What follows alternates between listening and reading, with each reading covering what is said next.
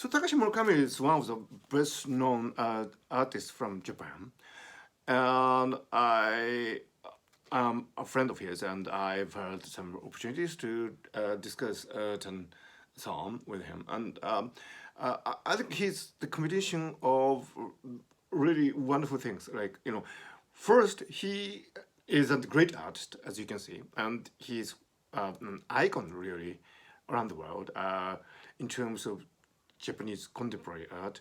But in addition to that, he's a great theoretician.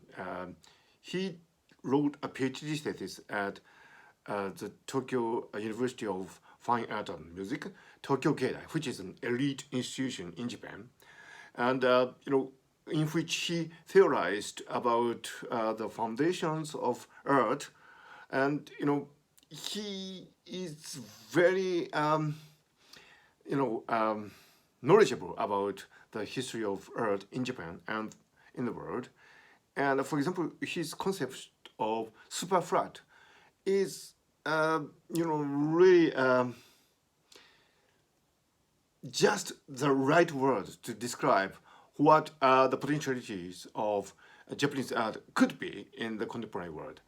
Coming from the great tradition of Japanese art like ukiyo-e, wood prints, and all these wonderful kanoha paintings and so on. So, his understanding of art is very deep. At the same time, he can take really appropriate strategies, which is wonderful because, in the contemporary art world, after all, you do need to have some strategy.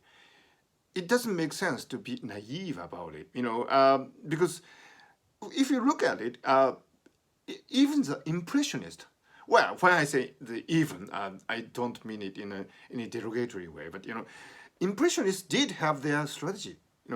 They have the salon exhibitions, this authentic, authoritative exhibition, and on the other hand, they had these independent exhibitions, and the impressionists presented themselves as an alternative to the traditional art world.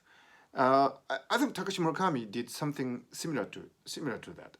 He presented himself as a new alternative in the world of contemporary art, and he succeeded in it. So I think Takashi Murakami's message is in many ways very interesting.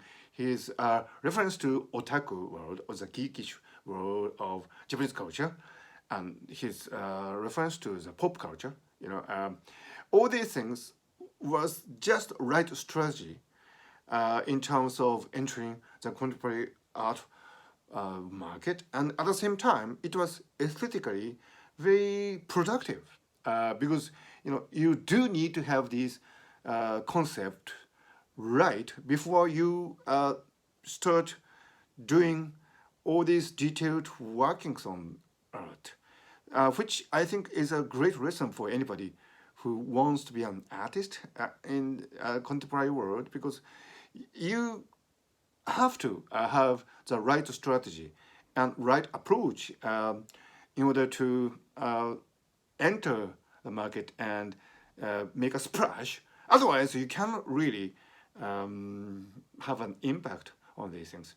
And as I said, in Takashi Murakami's case, his understanding of Japanese art and its potential position in the world has been so authentic and profound. That's why I think he became a successful contemporary artist.